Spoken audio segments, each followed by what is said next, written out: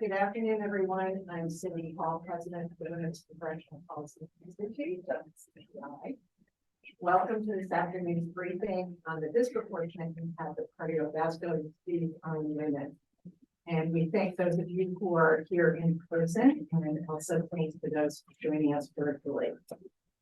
As most of you know, WCPI is a nonpartisan, nonprofit public policy organization whose mission is to bring together a community of bipartisan women policymakers and trusted partners to help advance issues of interest of women and their families, develop the next generation of women leaders, and foster a more effective and representative democracy. And we are very fortunate to work closely with members and staff of the Bipartisan Women's Caucus. Today, we will be hearing from a very distinguished panel, including Dr. Nikayla Cook, Tara Robinson, and Emily Halubowicz. Each will be bringing a different perspective to this important discussion, and we thank each of them for participating.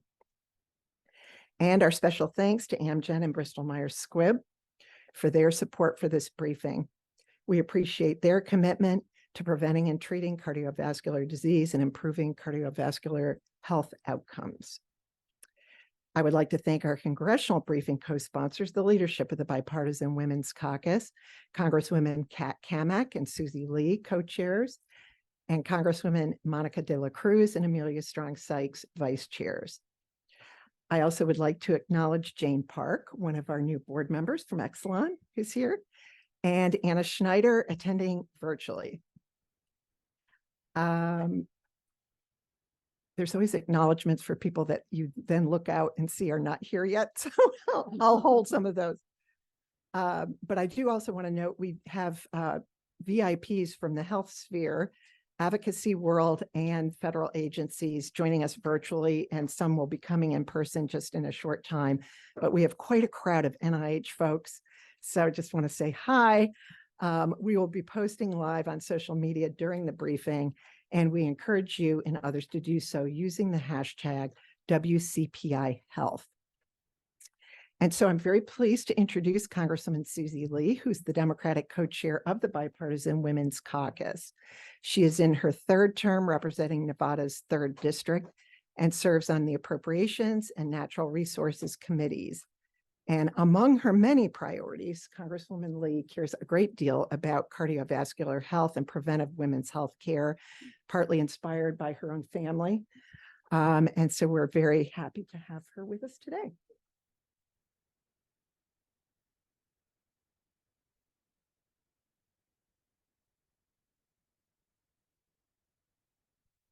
Good morning. It's great to be here. Great to have our Vice Chair, Monica de la Cruz, here as well. And it's funny, when I walked into this, you're moving so quickly as a member of Congress, so especially this week. So when you're like, oh yeah, I'm going to go speak on cardiovascular health and then I walk in and it's such an emotional and important issue to me. My mother cared for 8 children and had a massive heart attack when she was just shy of turning 65. At the time, my father was unemployed. He had lost his job at the age of 56 in a steel company in Canton, Ohio, and struggled really the rest of his life finding a job, and then with depression. And it's a very, very personal issue for me. And my family, everyone has sort of a disease of their family, and in the Kelly family, it's heart disease. And not only that, we know that it is the leading cause of death among both genders, but there's particular clinical features with cardiovascular disease, especially from minority and underrepresented backgrounds. And so I want to thank all these incredible panelists for being here and for dedicating your career to saving lives and engaging in research that is so incredibly important. Currently, there's 60 million women in the United States who are living with heart disease, and it can affect us at any age. And tragically, it is the #1 killer of new moms and accounts for over 1/3 of maternal deaths, and projected rates are expected to increase significantly in the United States by 2060, disproportionately affecting communities of color. There's no doubt that we need to focus on women's cardiovascular health, identifying, diagnosing, preventing, and treating symptoms earlier, and improving access to screening, care, and treatment. And that's why, this caucus is so important. And Cindy, thank you for focusing on this issue, because as we all know, healthcare issues don't matter if you're red or blue or purple. They affect all of us. This is truly a important bipartisan issue for us to focus on. And that's why, as a caucus, we wrote a letter to the Health and Human Services Secretary Becerra, calling on him to prioritize women's cardiovascular health. And we also asked him to consider additional outreach to female Medicare beneficiaries to ensure that women are aware of the benefits that Medicare offers to support them. So many people have these benefits, but they don't take advantage of them simply because they don't know. And I've also been proud to help and fight for critical funding for cardiovascular disease research at the National Institutes of Health. And we need to invest necessary resources to support such research. And basically, we got to ensure that all communities have access to treatment as we combat this important public health threat. And as women in Congress, we put forward legislation to improve healthcare access for rural and underserved communities as well, and to help address the disparities that affect women across this country. There's still so much work to be done. I want to thank you. And as the caucus, we're looking forward to working with PCORI, the Black Heart Association, the American Heart Association, and others to bring upon the needed changes in healthcare to support patient care, most especially for those underrepresented communities. And so with that, I'll turn it back to you, Cindy. Thank you all.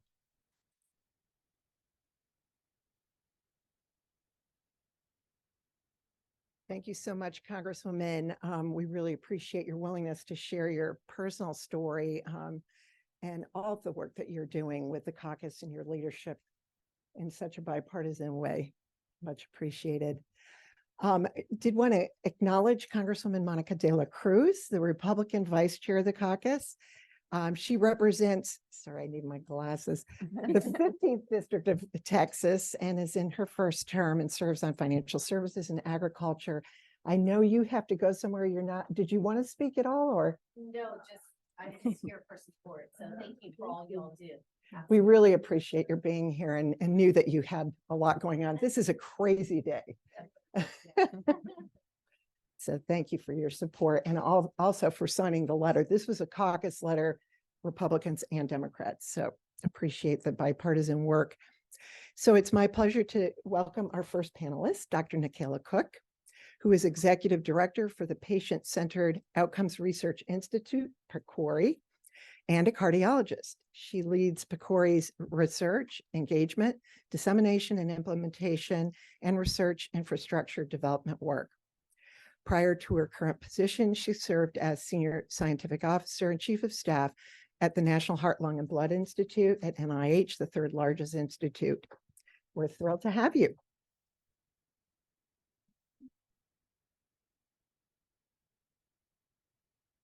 Well, good afternoon, everyone, and thank you so much, Cindy, for that kind introduction and invitation really to join this panel. And my thanks as well to you, Representative Lee, for those wonderful remarks and sharing your story.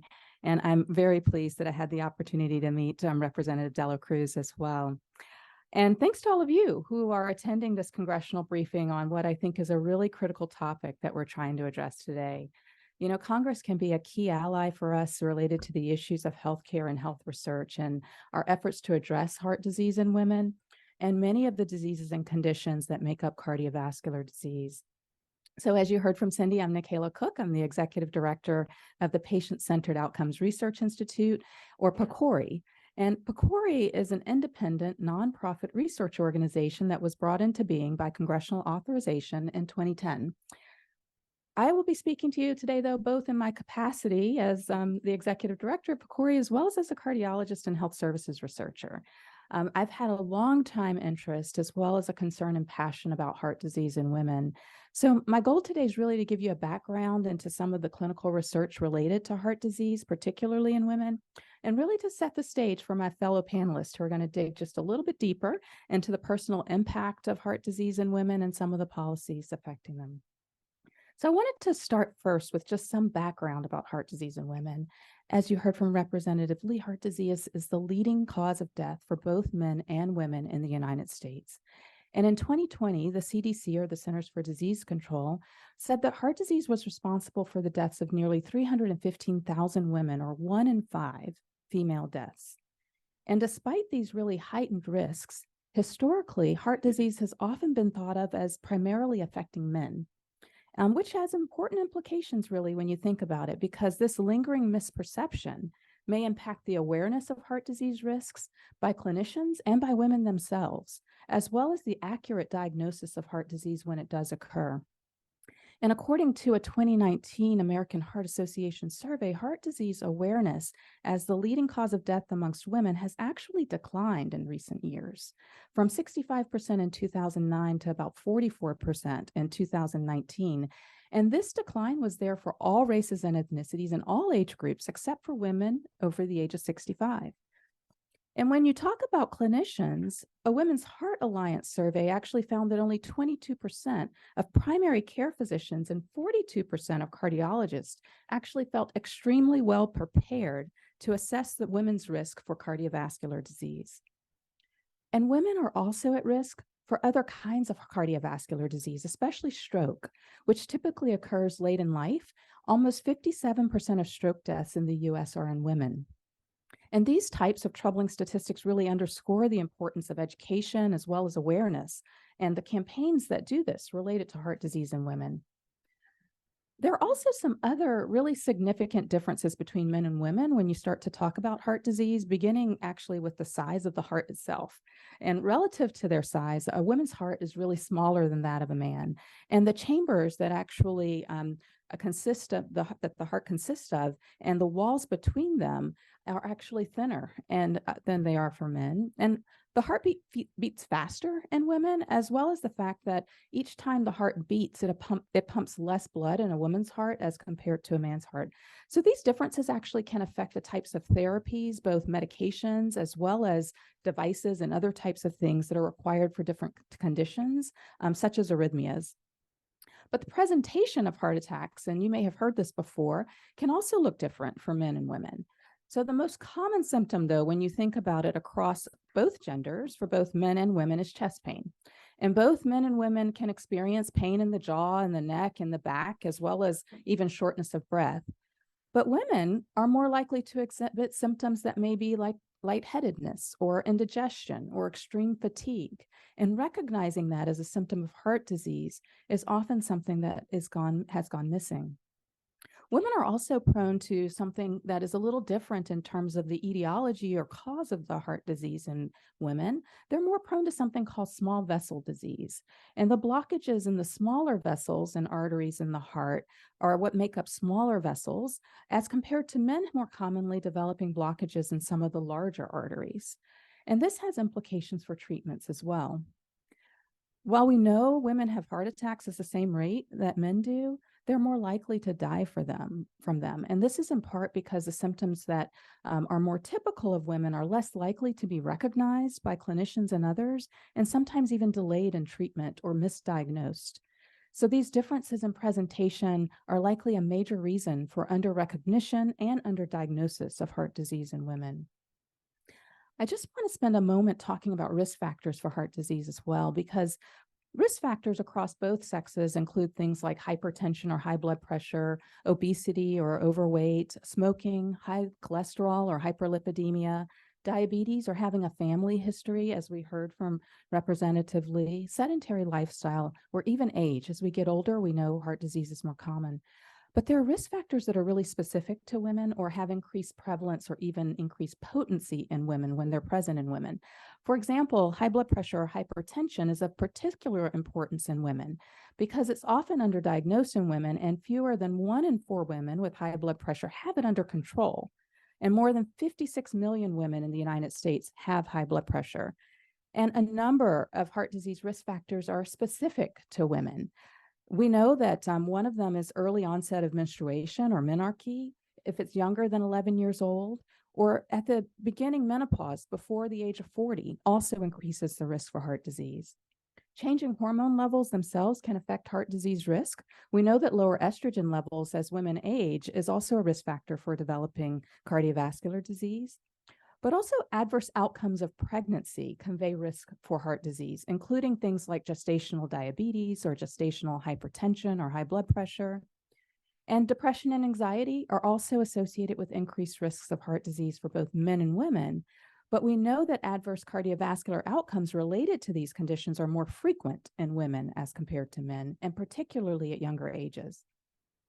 There's another condition that I want to talk about, and that's inflammatory or autoimmune disorders, such as lupus or rheumatoid arthritis.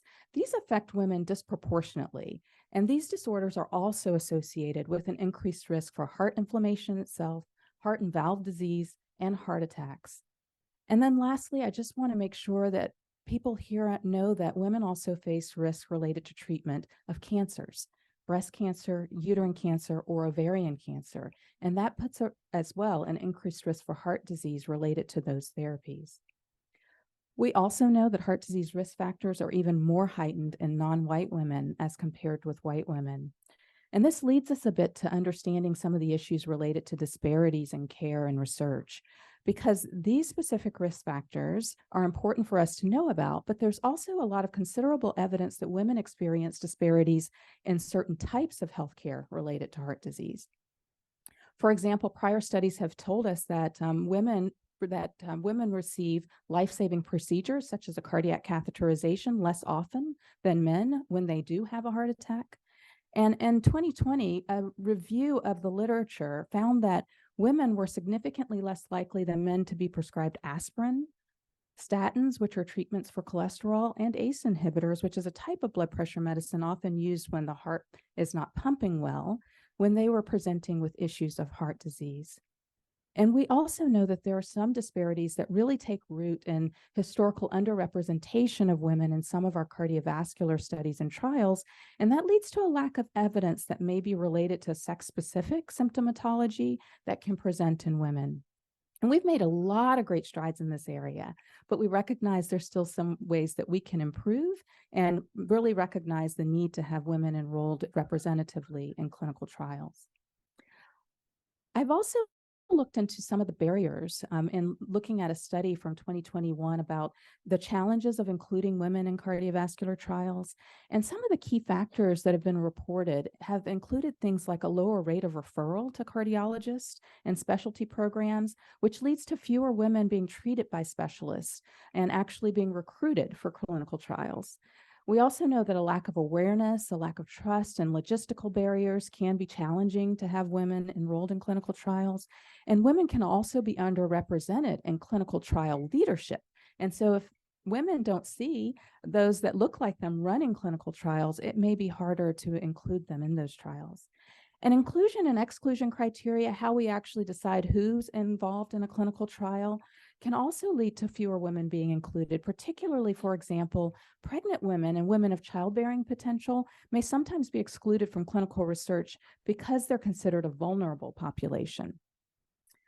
And finally, I just wanted to touch on maybe what we think of as some of the approaches and solutions in the way that we're conducting research through PCORI's funding.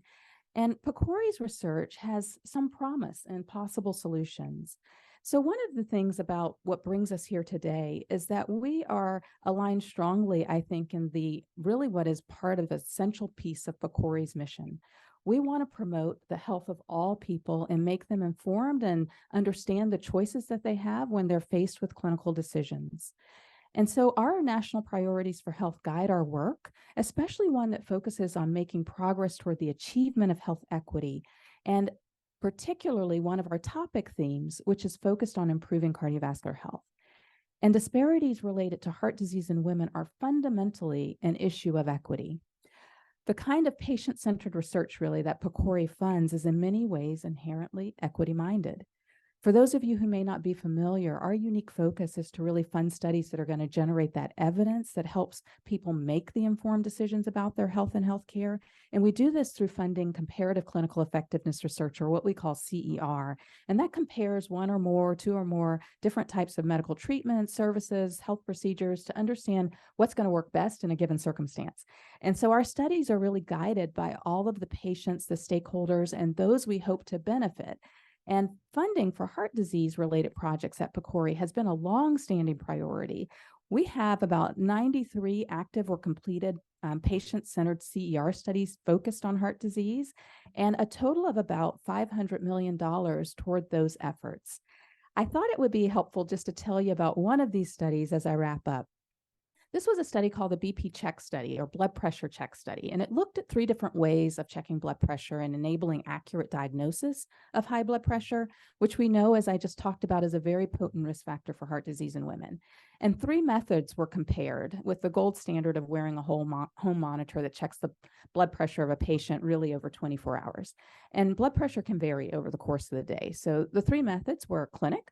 Patients had to return to the clinic and staff checked their blood pressure. Being at home for 5 days, where patients took their blood pressure at home twice in the morning and twice at night, or for 3 days at a kiosk, where patients had their blood pressure taken a minute apart at a kiosk at a pharmacy or a clinic.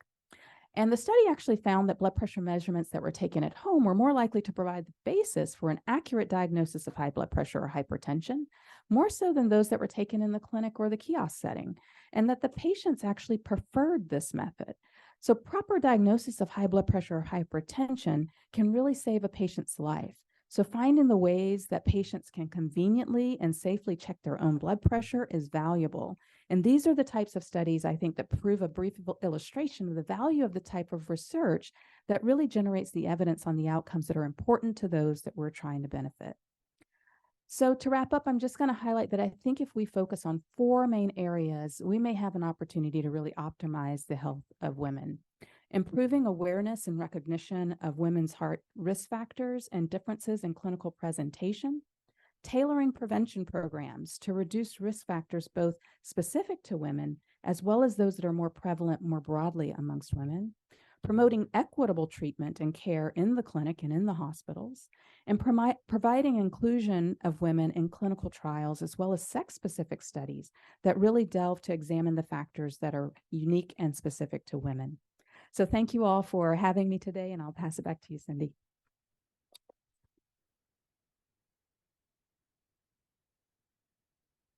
Thank you. Thank you so much, Nicola.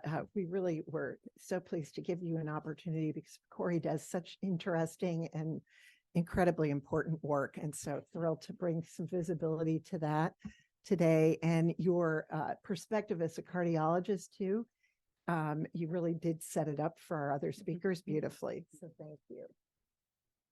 It's now my pleasure to introduce our next speaker, Tara Robinson.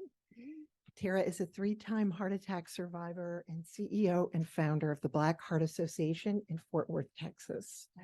She co-founded the Black Heart Association to empower and educate African Americans to live healthier lives while advocating for individuals facing bias in healthcare. Tara, we are thrilled to have you.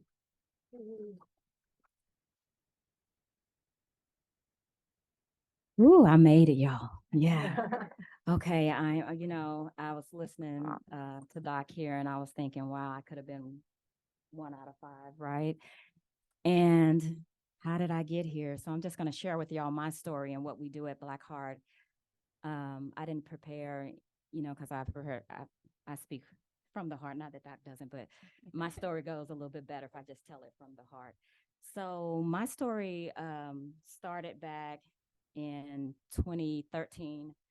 My left arm went numb and my neck started to bother me, and I started to self-diagnose, me and my husband. And I know nobody else in the room self-diagnoses but me, so it's okay. I know I stand alone in that. So I started to self-diagnose, and I actually believe that sleeping on my left side was the cause of my arm going numb. or my neck bothering me. So I started to sleep on my right side. And I know you say that is so silly, but that was my thought process. And because I'm not one to stay out of touch with the healthcare system, I'm a veteran. So I know the system well. I see my doctor every year like clockwork. If something's wrong, I'm there, honey. But I'm going to self-diagnose first. So, so December came and it was right around Christmas time. And I remember looking at my feet and thinking, oh, they're incredibly dark. And I called my sister and I said, sis, my feet are darker than the rest of my body, like abnormally dark. And she said, you need to get your butt to the hospital because you got a lot going on right now. And I said, oh, I can wait, because I had my doctor's appointment coming up in January. At that time, I didn't know women were dying every 60 seconds to a heart attack. I did not know that I was on a clock that was about to expire. And so I went to the doctor and I told her, hey, doc, my left arm's going numb, my neck is bothering me, and my feet are turning dark. And she said, well, let's take a look at what might be going on. And I remember it being a very casual conversation. She was on her way to vacation to catch a flight after my appointment. So, this was kind of sped through a little bit. And I get it. You know how we do when we get ready to go out of town, we're ready to go. And so she said, well, you don't have high blood pressure, you don't have cholesterol, you don't have diabetes. So maybe you're just stressed. And I said, I could be. Anybody in here a wife? Yeah, mother. And at that time, I was working with children with extreme behavior issues as a counselor in the elementary system. So I said, of course, I could be stressed. So I left there thinking that I was just stressed. She never made a connection between heart and stress. She just said, just make sure you do something to manage that a little bit better. And I know nobody else in here internalizes stress like I do. Yeah, am I on that island by myself too? Okay, don't worry about it. And so every time my arm would go numb or my neck would start to bother me, I would think, oh, I must be stressed. I need to go exercise. I need to yoga, meditate, do something. God was able to keep me. He kept me from, November all the way to April. April 10th, I woke up at 2:00 in the morning and I told my husband, something is wrong. My left arm was numb. My neck was bothering me. I had hot flashes. I felt sick to my stomach. My upper back was in pain. My jaw was numb. I felt like a pill was stuck and it just wouldn't go down. And he said, well, do you want to go to the emergency room? And I said, yeah, because this is different for me. So we went to the nearest ER and I arrived there. And just like I'm running down the story to y'all, that's what I did. Hey, all this stuff is going on with me. And I felt better, though, when I was telling them. So they do an EKG and MRI and blood work and all of that stuff. And I remember the doctor coming in and he says, well, you're too young to be having a heart attack. And I looked at him. Guess what I said, y'all? You're right.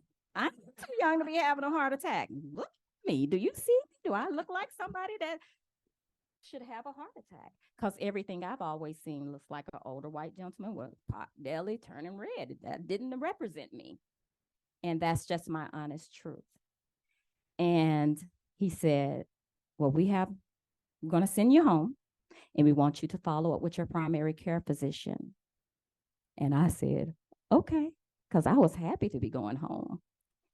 And you couldn't find anything, so maybe this was just some kind of flu, right? So I left there with instructions to follow up with my primary care doctor. I don't know how many of you know you just can't call your primary care and be like, hey, I need to get in right now, because they said so in the ER. But I was going to call my doctor. I really was. But I went to work. And just like we do, we get right back to doing life. And that's what I did. So I went to work. I was in a classroom. And before the bell could ring at 9:00, I fell to my knees in front of my students. And I said, it's happening again. And my assistant happened to be in the room. And she said, what's happening again? And I said, whatever's going on, my left arm, all this stuff. And I couldn't explain because I'm in a crisis right now. And so she runs out and calls 911. By the time she comes back, I'm feeling better. I'm sitting at the desk. The fire department comes in and they do an EKG in the classroom in front of my students and in front of the rest of the staff, and they can't find anything. And so it becomes my choice if I want to go to the emergency room. Guess what I said? Nah. Whatever this is, it kind of comes and goes. I'm having episodes. And my husband said, get your tail. Yeah. To the ER. because y'all will know I absolutely hate the hospital.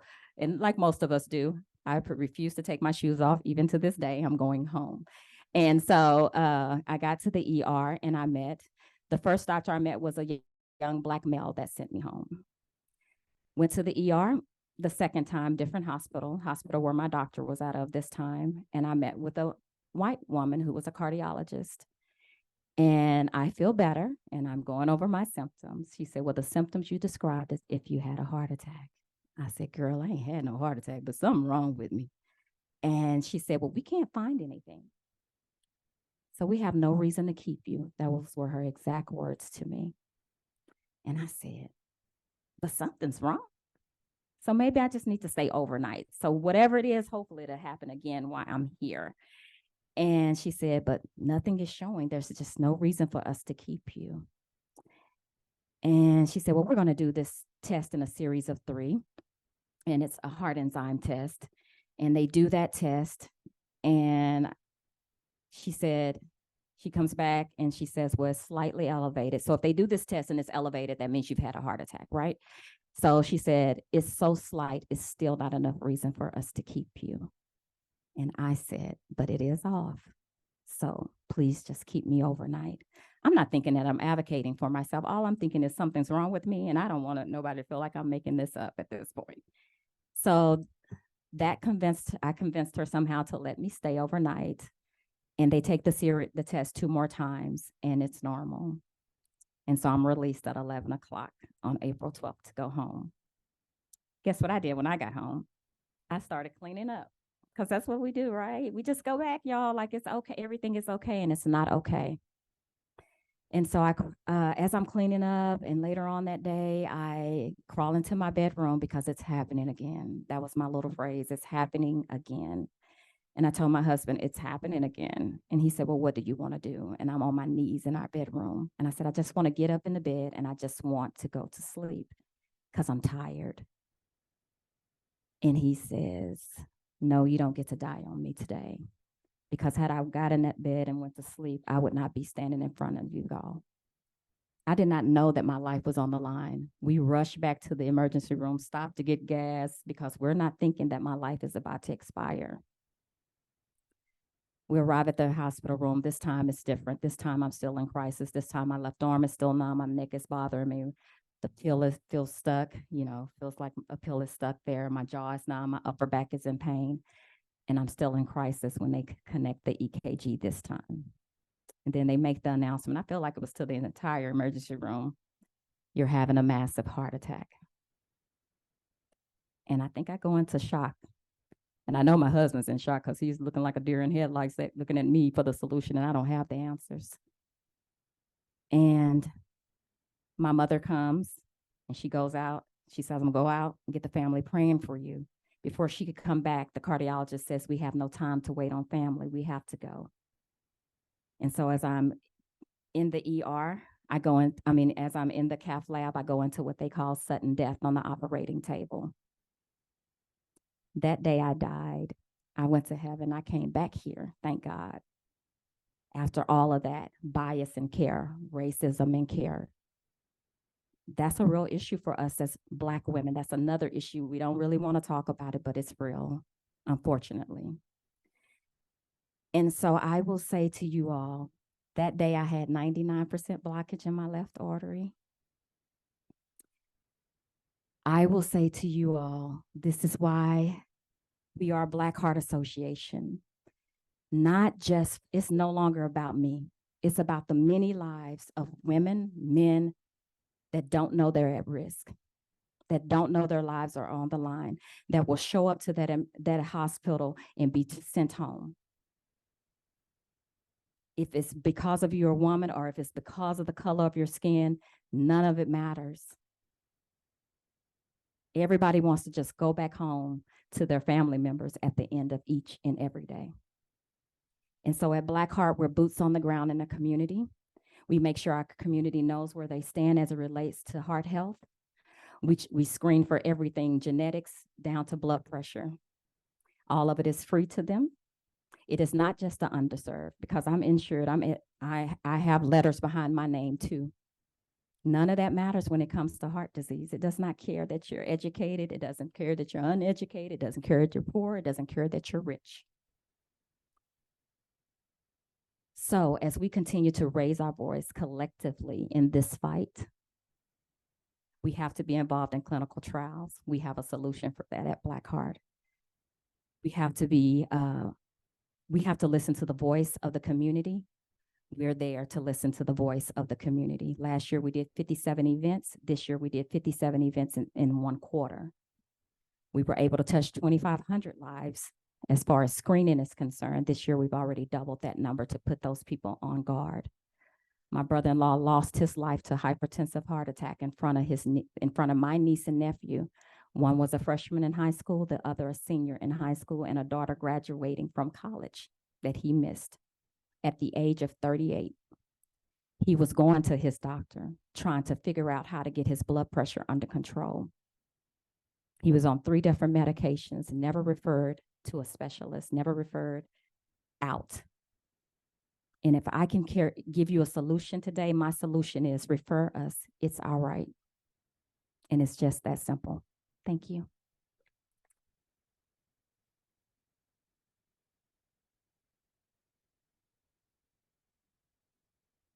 Wow.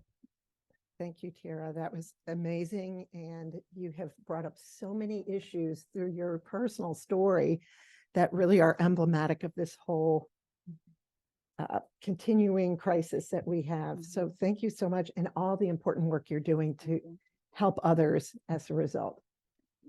Incredible. So Emily, I'm sure you can't wait to follow. Oh, wow.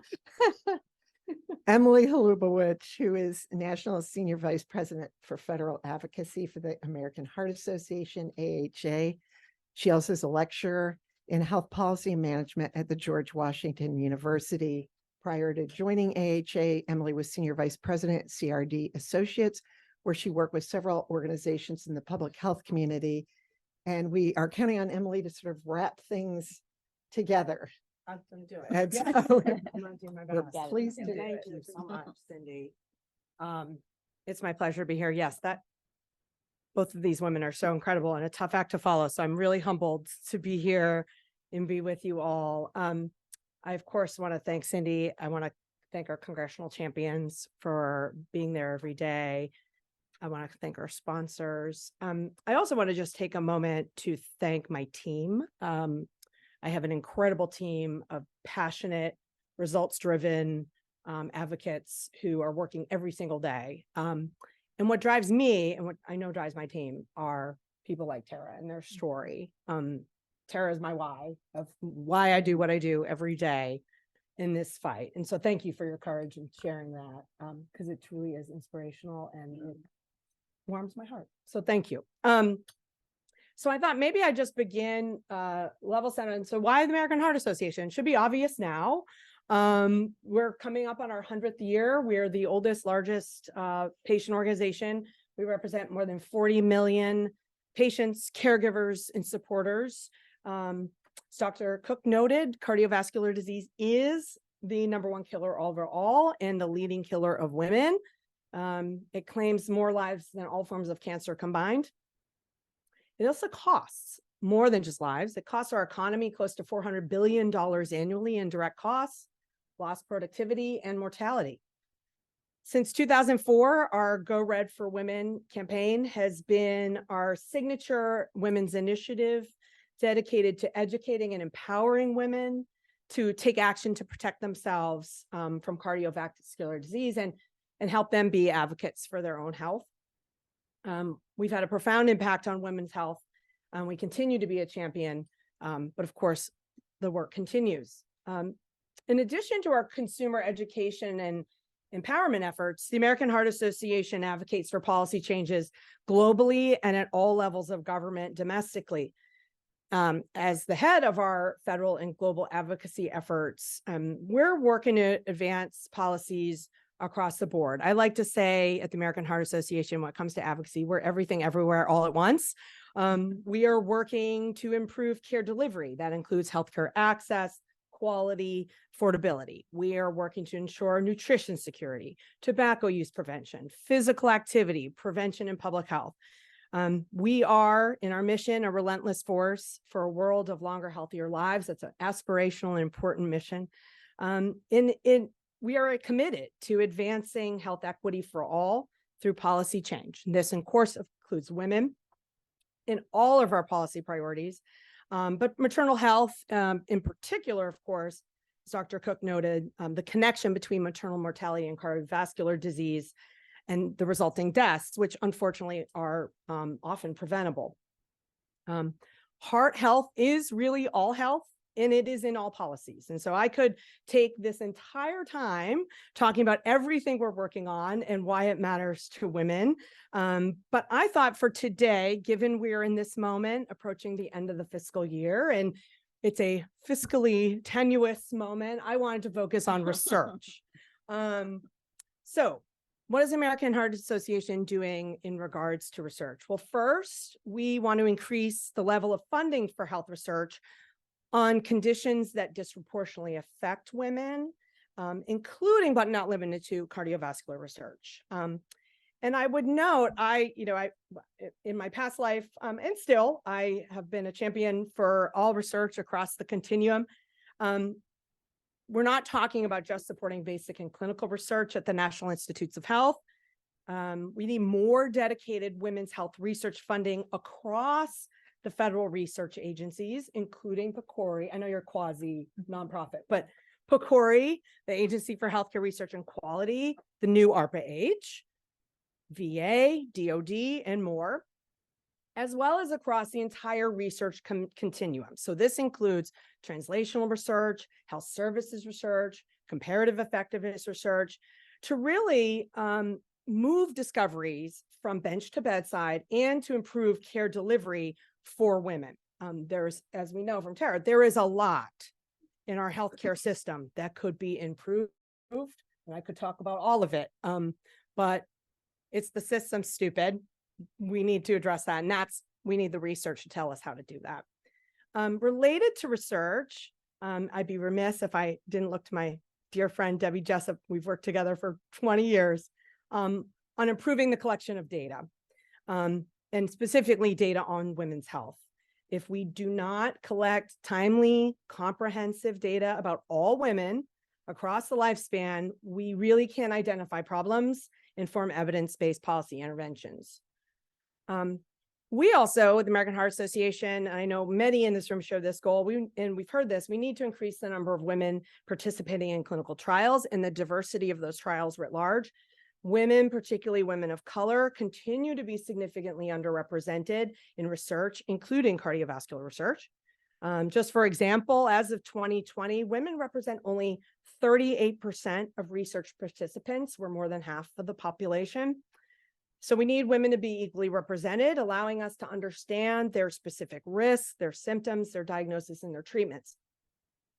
At the American Heart Association, Go Red for Women and Verily's Project Baseline together launched Research Goes Red. It's an initiative calling on women across the United States to contribute to health research. The vision for Research Goes Red is to create the world's most engaged and largest women's health registry and a platform for performing women's health research. We also put our money where our mouth is as the second largest funder of cardiovascular research next to the federal government. Our policies, we will not fund clinical trials that don't include women unless the subject of exploration is specifically targeting men. And finally, we want to increase the number of women conducting and leading research themselves and diversifying the health research workforce more broadly. Sort of looking historically, measures including the NIH Revitalization Act of 1993, yes, that was 30 years ago, have certainly improved public reporting and of clinical trial participation and the data that we're collecting, but we still have a long way to go. More recently, in 2021, Research Goes Red partnered with the Women's Health Access Matters, or WHAM, to produce a report. Hopefully you'd seen it. It found that only 4.5% of total NIH research dollars spent on coronary artery disease in the decade from 2008 to 2019 was focused on women, 4.5%.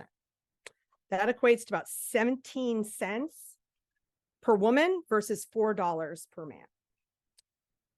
The WAM report, for me, addressed a really important question, and that is, what does it cost society when we invest in research focused on women? And the data show that increased investments in women's heart research will drive better health and economic results. It found that labor productivity will go up by almost 12,000 years in $236 million because heart-healthy women could work longer and earn more. And as Tara noted, we all know women work real hard. So definite economic benefit there.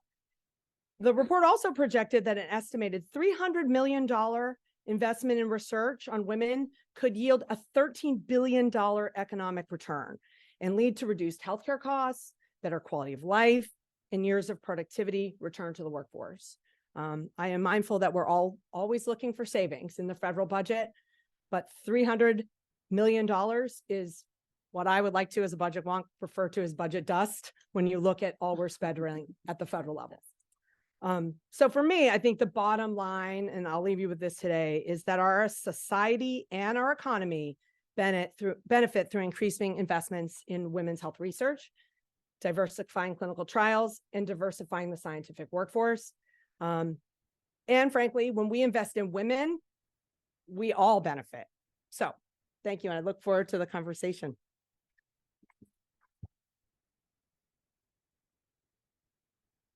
Thank you so much, Emily. You did exactly what I thought you would do. I could go on, but. We appreciate AHA's partnership, and we've done some really fun things in the past. So we're pleased you could be with us.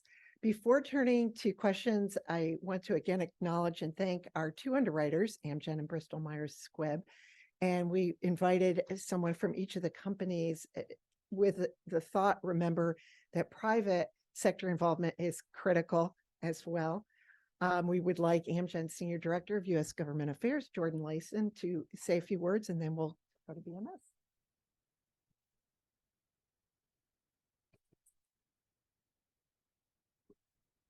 Hi, everyone. Thank you for the warm welcome and the opportunity to speak with you today. My name is Jordan Layson, Senior Director of U.S. Government Affairs for Amgen. First, I would like to take the opportunity to thank the Women's Congressional Policy Institute for the critical work they're doing in addressing cardiovascular disease in women and the support you all have given to the bipartisan Women's Caucus efforts in the letter mentioned earlier in the briefing. As a leading biotech company focused on areas of high unmet medical need, Amgen recognizes that cardiovascular disease is a leading public health crisis, perhaps the most underappreciated of our time. Research shows that nearly half of U.S. women over the age of 20 have some kind of clinical cardiovascular disease. High levels of low-density lipoprotein cholesterol, one of the most modifiable risk factors of cardiovascular disease, is prevalent among many women. Millions of women who have elevated LDL cholesterol do not know how to manage or achieve low LDL numbers, one of the best ways to reduce their risk of cardiovascular events. This is why Amgen has taken on the challenge to have the number of cardiovascular events by 2030, helping patients to lower their LDL-C numbers below the recommended thresholds.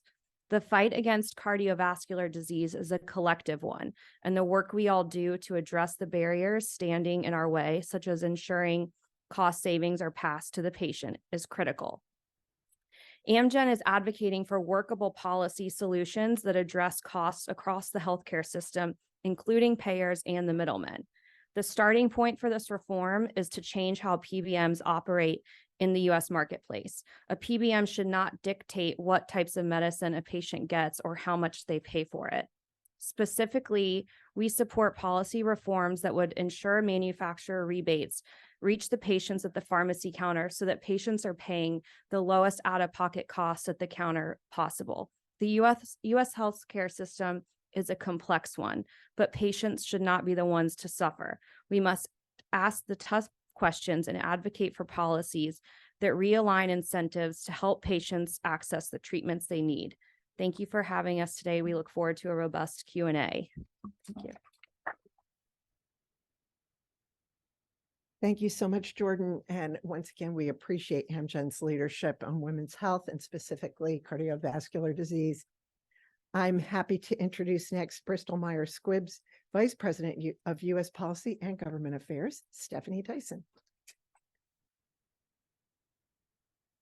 Thank you so much. Good afternoon. And thank you again to WCPI for putting this panel on and to our panelists.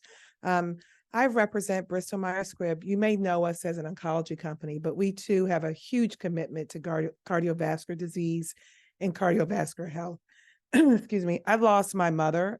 She was 42 years old to a hypertensive stroke with underlying health disease, and I was 7 years old at the time. Probably one of the reasons I became a registered nurse, and also one of the reasons that I love and am dedicated to working in the biopharm industry, because we have to think about access, intervention, and care. And we do have to ensure that the products that we provide are accessible with low out-of-pocket costs. And so we are committed to ensuring that there's readily access to our medicines, that we do agree with Amgen with respect to ensuring that the middlemen are not in the room when you have a physician giving a prescription or a physician and the patient. We don't want three people in the room. We want the patient and the physician to be in the room. So again, I look forward to the Q&A. Think about Bristol Myers Squibb when you're thinking about access and commitment to cardiovascular disease. We're in the room and we want to be a committed partner with you. Thanks.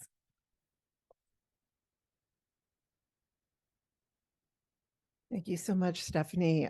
All these stories are just incredible. And it makes you understand why people are doing the jobs they're doing. And we're grateful that you're doing them. And thank you again to both our underwriters for your support and work to improve women's cardiovascular health. Before moving to attendee questions, I also want to acknowledge Katie Schubert, CEO of the Society for Women's Health Research, SWAR. Under Katie's leadership, SWAR has made women's cardiovascular health a top priority, holding a heart health policy roundtable to discuss the policy needs to ensure more equitable research and care to women's heart health. And additionally, SWAR is developing a heart health policy roadmap informed by the roundtable discussion to further identify how they can leverage existing efforts while raising awareness around the inequities women face in heart health. So another one of our sister organizations. And Katie, you're welcome also to say something if you'd like, or we'll wait. Okay. Sorry to put you on the spot like that. Got to come up. Well, I mean, I didn't write your talking points, but exactly what Emily said. We worked together No, for like 10 years. I think thank you, Cindy. I think the biggest thing I'd say is a couple of things. I think we can see, number one, as Emily says, heart health is all health. I think for women in particular, hopefully you can see the need for more investment in this space and the connections between everything that happens throughout your life, right? I think that's really missing here.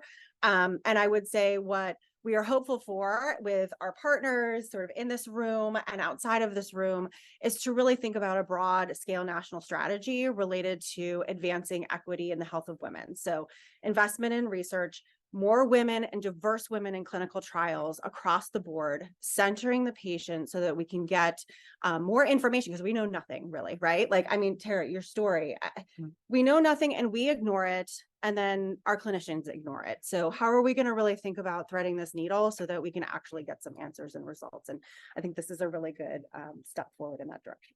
Thank you, Cindy.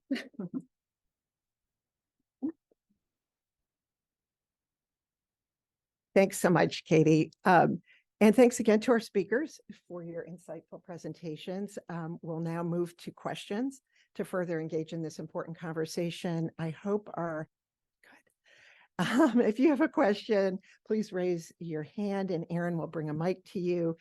And please state your name and affiliation. This is important for those watching virtually. They may not know who you are and may not be able to see you.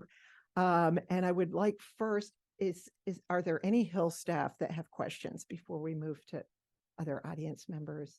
Anybody? Don't be shy. Okay, that's fine. Okay, so anyone with a question in the general?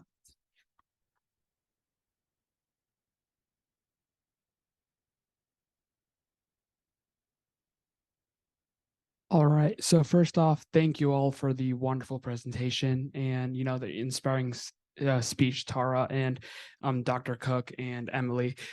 So my name is Arian, and I am a legislative intern focusing on the health policy sector with Congresswoman Jasmine Crockett, where the headquarters of the American Heart Association is located. So my question is, as a young student who's looking to go into the medical field, as an MD and pursue cardiovascular, the American Heart Association had recently came out with an initiative called Heart Corps, where they partner with the Center for Disease Control and Prevention to mobilize, youth and especially volunteers on the ground to improve heart health. What policies do you foresee kind of the federal government and, even on the state level having to be enacted in order to continue that mobilization of young students like us and getting us more involved as future doctors and as researchers kind of on the cardiovascular side? I guess I'll start. Well, and I would love to hear from Dr. Cook. As a cardiologist, I'm sure you have thoughts on developing the future of the workforce. And thank you first for that and for mentioning HeartCore. I have to, in talking about HeartCore, thank the U.S. Congress that enacted that funding as part of an investment in our public health infrastructure and workforce. That really allowed that to happen. And so we're thrilled to be working on that project on the ground. So people who know me know I have a history of being an appropriations lobbyist. I've spent more than 20 years working the appropriations process, and there are lots of strategies. They all need to be funded. So I go back to robust and intentional funding in the workforce and thinking about, in particular, how we're investing and where, and how are we doing that through a lens of equity and really committing to diversifying the workforce. And it doesn't just have to be through the federal government. I think there are other opportunities to do that as well. Interestingly, the healthcare workforce is not something that we actually spend a lot of time on working at the American Heart Association on our advocacy agenda. So I'd love to hear from Dr. Cook in particular. Sure. Well, I may be able to give a perspective from what we're doing at PCORI at the Patient-Centered Outcomes Research Institute. And we think about the workforce for the type of comparative clinical effectiveness research that we fund is very broad, because it's not just about the academic researcher, it's also about the patients, the partnerships and communities, the stakeholders around the entire healthcare community that really have to be involved in this type of research. And so there are many ways that we work through capacity building projects and awards that are focused on building capacity for comparative clinical effectiveness research in communities where we recognize that there's often disproportionate burden or burden that we're trying to address around certain conditions, but yet to really engage those communities in our work, we really have to think about the projects that invest in the capacity building for research. And so there are opportunities like that I think are maybe examples of the types of things that even organizations like PCORI contribute in thinking about that broader workforce. As it relates to even the type of research that we fund, we have actually found that moving toward a more partnership model of communities and researchers to really address some of the more challenging issues that may be really local in the way in which health and healthcare is implemented is important. And I'll give you an example of a recent funding announcement that we released that's called a partner funding announcement, where we're actually asking that researchers and community partners come in together as the investigators on this type of project to address the issue of maternal health outcomes, because we're recognizing that the issues that really reside in a community are not always driven just by the clinical interaction, but also those social determinants that may be in the community, that may be broader than an individual, that affects an individual's health. And so thinking about the workforce differently is something that we're also considering. We're excited for you. Deb Jessup.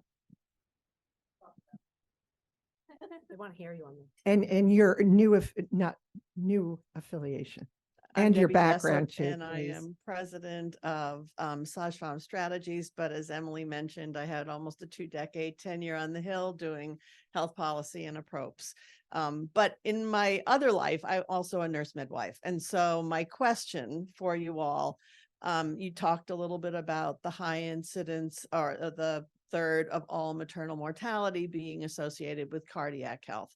And I've heard a lot of programs and research that you're all doing, but I wonder if you could talk about any specific maternal related research or prevention programs that you're doing for cardiac health in pregnant women. I'd be happy to start. One of the things that we've been focused on at PCORI for a long term is thinking about maternal morbidity and mortality and maternal health overall. And so we're focused on thinking about almost a framework of a women's lifespan and really thinking about the areas that are appropriate for us to think about research interventions, comparative research interventions throughout that lifespan, including the pre-pregnancy window where we know women are coming into pregnancy less healthy and with a greater burden of risk factors than they have in the past, as well as that window in the postpartum space where we know that a lot of the risk for mortality exists in certain populations higher than others, particularly African American and Native American women. And so some of the things that we've actually focused on, I mentioned the partner PFA, which we're really excited that those awards will be funded in November, where that has that community-driven focus where we're looking at both clinical interventions alongside the social determinant intervention in the way in which the research is designed. And that can be along any of that spectrum. We've also been focused on care coordination, even in the postpartum space, to think about the opportunity to really recognize those clear kind of risks for poor maternal outcomes early on and how they're intervened upon.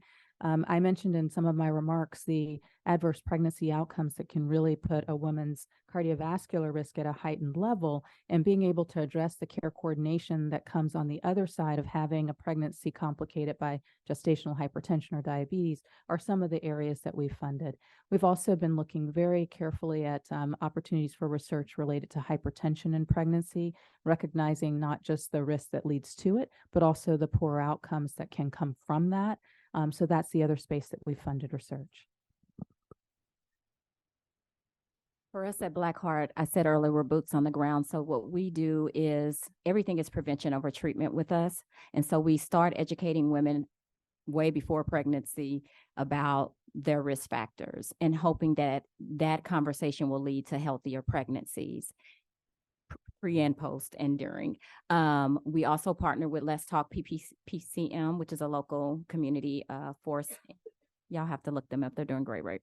But they're in Dallas as well. And what they do is they also go around to hospitals and educate on PPCM and issues with cardiovascular. And we offer on the bus BNP screening as well for those women who cannot afford that screening or are not currently under care. And we make sure they get the care that they need. So that's what we're doing as a solution on the ground. Thank you, Debbie, for your question. So a couple things. American Heart Association, again, is the second largest funder after the federal government, has dedicated significant funding into research on maternal health and maternal mortality. And research goes red and Go Red for Women are, of course, doing the consumer awareness and education. And if you're looking at social media and you're paying attention, you'll see a lot of our digital advertising targeting awareness and education around maternal mortality. From an advocacy agenda perspective, so at the federal level, funding, of course, but for maternal mortality review committees, we are working in the access to care space, first at the federal, now at the state level, around Medicaid expansion and Medicaid postpartum expansion, making sure states are taking up that opportunity to offer that new benefit. And then globally, our global advocacy work is really focused on really being an ambassador in diplomacy and teaching others how we do what we do here in the United States. And so Deanna Vaca-McGee on my team, who leads our global advocacy efforts, is traveling around the globe and working with different partners and talking about here's how you can raise awareness within your populations, among policymakers, the public, the media, on maternal mortality and the risk factors and connections with heart disease. So it's just a little bit, I could go on, but that's probably enough. Thank you, Debbie, for that question. We held an event on maternal mortality on May 9th. That was also involving the caucus because that is another of their top priority issues. And obviously the connection is clear. So we appreciate the question and hope to continue to magnify these issues together and their relationship. Other questions? Yes. I'm from the Office of Representative Sheila Shepard McCormick, FL20. She's actually on the Maternal Mamas Caucus. And I have a question. So you mentioned the need to You mentioned the need to diversify the health research workforce, which I think is such a good inflection point because it will cover, I don't know, like I just think like you mentioned that and that just like sparked something in me. Like I want to know, like, are there existing programs that train and diversify the health research workforce, or is that something that the federal government could have an opportunity to help with? I'd be happy to start there. You know, we also recognize the importance of having that richness of, I'm going to call it the varied perspectives and lived experiences of individuals that are participating in research, leading research, multiple levels of the research continuum. And when we focus at PCORI on the opportunities to think about training, we also partner with other federal agencies like the Agency for Healthcare Research and Quality, and have particularly more recently funded with them an opportunity to invest in scientists that understand and are pursuing a learning health system that really tries to help thinking about the questions and dilemmas that are facing health systems, individuals that are seeking care at health systems, and how you address that within the context of the system. And so that effort has a particular emphasis as well on the diversity of those that we want to train within that kind of system. And so what we're recognizing is the need to embed that principle across all of these types of efforts to really think about it as woven into the fabric of the way in which we are pursuing the research workforce. I also highlighted that one of the other ways that we think about diversifying the research workforce is about how we bring research out of the I'm going to say academic institution and really into the community, because that's where the lived experience is to really help us in understanding what works best for a given community, a given individual, given their circumstances. And that's part of the real approach that we use at PCORI to the research that we fund, is that we want the community, the patients, the participants in the healthcare ecosystem more largely to be involved in helping us throughout all of the research activity, from identifying what's important to focus on all the way through the conduct of the work, and then helping to disseminate and implement that work. And so I'm just kind of underscoring that importance of a diversification of the research workforce in order to really be applicable and to the communities that we're really trying to serve. I could add to that. Dr. brings up a good point about the community. And I think that the way that we've been handling cardiovascular over time has been the same. And it needs to be a shakeup in the industry, right? Or a shakeup across all of the entire healthcare space. So with that being said, Black Heart Association has a program called the Color Box, which hopefully encourages others to draw outside of the lines, right, and think outside of the box. So when I think of bringing more diversity to anything, I always start at the community level. And so with us, what we're doing is looking to partner with other organizations in hopes of creating those principal investigators bringing them out of the community, because the skill set is there. It doesn't always have to be from an academic institution. And so really teaching people at the community level how to be these investigators, or someone that's not what they got their degree in, how to be the investigator, so that we can get the participation we need in clinical research from all across the board. So just, I think that we have to, like scientists, yeah, okay, great. But what about people that might be a community health worker that could easily transfer over to a clinical investigator or something like that? So we're definitely have a program in place that will be set to train these individuals from the community, and hopefully that can lead to a more diverse workforce because they will have some of that training behind them. And I would say, so I think about the workforce pipeline. So getting way upstream, starting early, investments in STEM and education, get people, and particularly women, excited about science, feeling comfortable in science. We know there are problems there. Going to the opposite end of the spectrum, once women are in the scientific workforce, we know discrimination is a huge problem, particularly for women of color. I think to their credit, the National Institutes of Health has acknowledged this and has adopted policies to address discrimination in the workplace. So I think those are a couple of the front end and back end, because we want to recruit diverse people to the research workforce, but we also have to keep them. And if it's an environment where they're being stigmatized, sexually harassed, et cetera, they're going to leave. So we have to make sure we keep them there. And I was just thinking, I don't want to put my pharma colleagues on the spot, but I know that you all are dedicated to developing the workforce and would love to hear what strategies you're employing to recruit, retain, and promote. Winta, definitely. Thank you so much.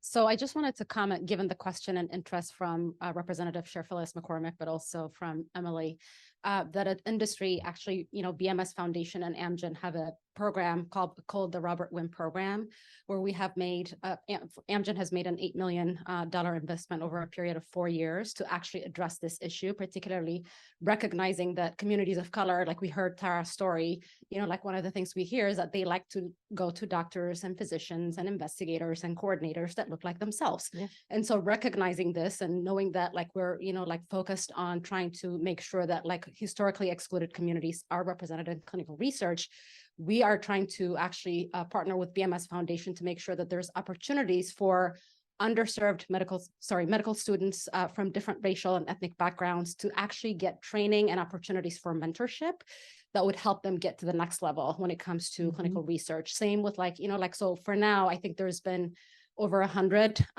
medical physicians who have had opportunities to be involved in this program. But there's also been like over 44 medical students who have been able to participate in mentorship and training that would enable them to participate in clinical research. So we recognize all that to say, this is the first time that I think industry has come together to try to move the needle and diversify the healthcare workforce. Thank you for that. And what you said just triggered something for me as well. When we think about the barriers to participation in research, it is true, people want to seek care from people who understand them and look like them.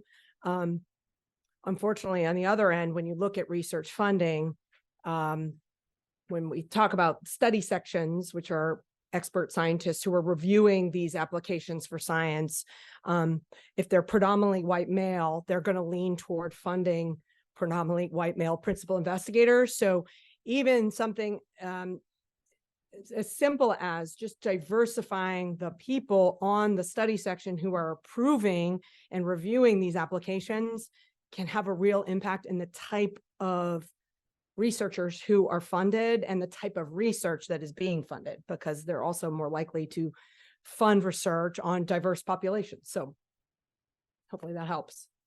Another thought, that was so thank you. Excellent roundup here. And just another reminder of the importance of private and public work together. This is got to be a team effort. So other questions? Here. Hi, I'm Milan Lee, and I'm one of the staff members in Senator Sanders' office.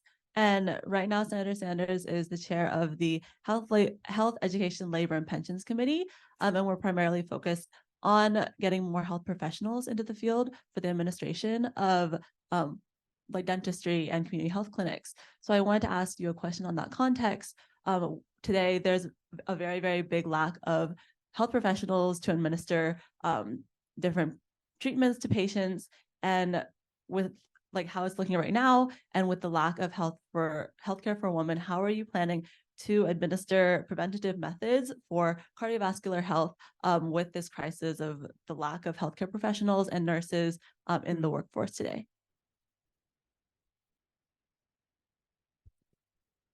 Thank you for working on these really important issues. I think we all recognize the critical shortages that we have in the healthcare workforce, and particularly exacerbated by the experiences of the last few years during the pandemic. So really important issues.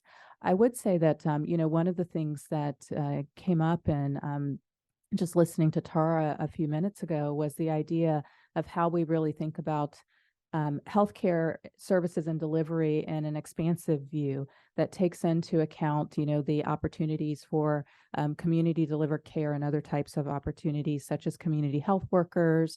And we talk about maternal health and maternal care doulas and other types of care providers. And so one of the things that we have been dedicated to studying at PCORI is the incorporation of those medical extenders into service delivery and the ways in which it could work best in certain circumstances. And so we have a pretty broad portfolio as it relates to community health workers and doulas and midwives and others, pharmacists even engaged in extending the care. You may have seen studies related to things like having a pharmacist involved in high blood pressure care, which also extends the primary care physician in many ways to be able to manage even closer to the point of the delivery of the medication.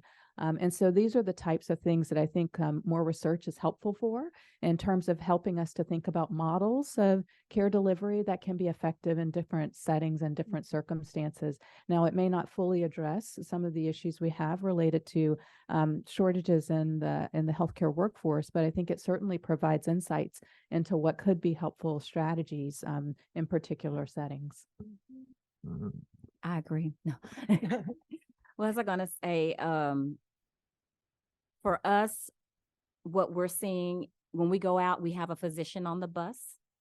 And I think that's so dope. I know I'm not using professional language, but for a physician to come on the bus and to take their coat off and to really have a heart-to-heart conversation that's not in the confound of an office is changing lives. To have a mental health professional come on the bus and offer services right then and there is changing lives. So we really focus on building a relationship so that it'll drive them back to care if needed. And I do think that what we need to do as we move forward with the shortages across all types of areas is that we have to get back to the heart of who we are. We have to get back to serving people. And once we get back there, we will see a change in the workforce. And the pandemic taught us that. It's not about people serving us, but the capacity to serve others. And when we get back there, we'll see a change. So people who know me know I'm generally a possibilist. I'm also a catastrophizer. I learned that word the other day. And as you all were talking, it got me thinking, well, first of all, I can't believe we've had a panel without talking about AI, but maybe that's another topic. There was a question about that, but there was. Only if no one next wants panel. But I think about just the erosion of trust in institutions and healthcare providers generally.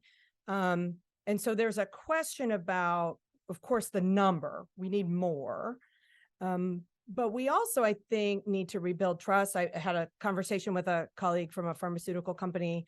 We were at a reception for Research America last week, and we were talking about diversity in clinical trials and just how much, first of all, it's hard to recruit people. There's an underlying mistrust often in science, but it has been exacerbated by the pandemic. And I think about the healthcare providers as that trusted voice. I love that about taking off the white coat because it's so true. It really is disarming for so many. But when you're faced with an environment of bots and deep fakes and misinformation and disinformation, and, you know, Dr. Califf, the commissioner of FDA, has said that misinformation is the number one public health crisis. We've seen this play out in public health for years around vaccines and just reaching ahead now. I do think we should think about how do we address the misinformation issue, because so many people self-diagnose. There's a real risk here. And how do we support healthcare providers to help them to once again become the trusted voice on science and information? I don't have the answer, but these are like the things that keep me up at night. And so I know, I'm like, honestly, and on a I have probably scary now, and others in this room that represent organizations that do briefings, at least 30 briefing topics. yes, Hone in on. So this is always what happens. We are possibly expecting Congresswoman Sherfilis McCormick to come close us out. I think while we just give her a couple more minutes, I know she's in the building. Let's just do my favorite way to end all briefings. What is a 1 to 2 minute take home wrap up message you would like to leave for the policymakers in the room and watching virtually? And anyone can go first that's ready to jump in. I would say for the policymakers is that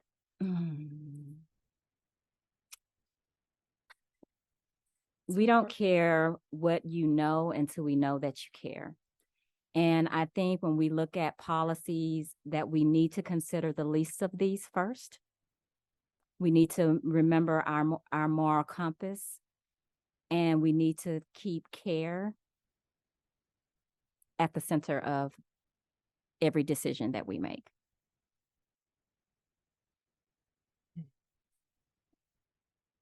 You go. There of you. It's hard to follow that because it was so wise. Maybe I would say just coming from PCORI, I think one of the true lessons I've learned being at the organization for the last 3.5 years is that in order to really make an impact, we have to always think about those we're trying to benefit. And so for us, patients and caregivers and families are our North Star.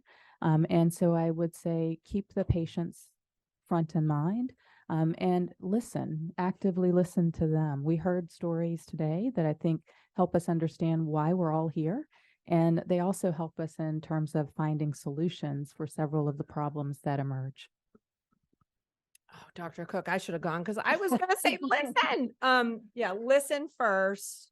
And I think women are the backbone of this society. We make everything go round. We're the CEOs, the CFOs, the CFOs, the CAOs, the sanitation crew of our homes. And when you invest in women, we all do better. I'll reiterate my talking points. I love this. You all have been so awesome. Do we have any word on the Congresswoman, Alyssa? Okay. I'm going to go ahead and close just because I don't know if she's actually going to be able to make it. So definitely thank you to our speakers, incredibly inspiring people, presentations, work that you all are doing. We are so grateful to each of you and so excited. You've got us, it's a call to action. And thank you also to the women members for their work and support. We love working with the Bipartisan Women's Caucus. You've seen a couple of those members and what they've had to say. And clearly there's significant interest in advancing bipartisan solutions. If Congresswoman Sherfilis McCormick comes in, she's just introduced a bill with Congresswoman Kat Kamak, who, by the way, wanted to come. Both her senior staff were here through the whole briefing. They only left about 5 minutes ago, but she had 2 committee hearings simultaneous to this. But she and Congresswoman Sherfilis McCormick have introduced legislation designating September as National Cholesterol Awareness Month, and also September 20th as LDL-C Awareness day. So their important work to raise awareness is also clear. So I think there's plenty of interest here. We want to continue the conversation with everyone that's interested in doing that. This conversation was recorded and should be available for viewing on our website at wcpints.org next week.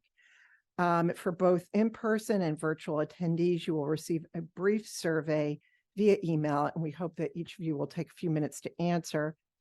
Thanks again also, of course, to our funders, to Amgen and Bristol Myers Squibb. As we've said repeatedly, and we've seen plenty of evidence with the remarks, everything that gets done is always going to be private-public effort together, partnership. And so we're grateful to each company for their partnership on this. And thanks finally. Oh, do we have a report? Oh, well, I was about to thank the very person I'm turning to. Thanks to Alyssa Innes, who many of you have gotten to know. Afnan Adam, Afnan is probably out there. Fumi Vote, Faith Chung, Aaron Bigler, and Tanvi Prasad, one of our former interns who came back just for this event, for their work to make this briefing possible. And thank you so much for joining us. If the Congresswoman comes in the next couple of minutes, she can circulate among those of us that are still there, but we all know she's a leader too. So thank you, everyone.